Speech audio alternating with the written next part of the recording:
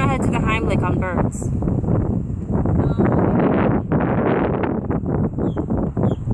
Do you guys know how to do the Heimlich maneuver on birds? No. Darn it, I missed it. Oh my goodness. Man, that bird's a pig. You see it go down through? Oh my gosh. All done. I think he's good for about a year. Look at how small that mouth, that little beak is. You think he's good for a year? Oh yeah. Look at this bird. Look. He didn't even enjoy it. Like, he just swallowed it. I see the ugly feet. Oh my gosh. Look at the green big feet that the bird has.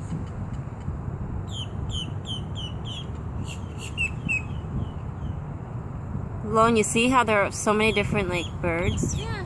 See, these are the wet ones. That's pretty cool over here, though. You're gonna have to grab this. I think it's stuck in his throat. Yeah, I think it's what they eat.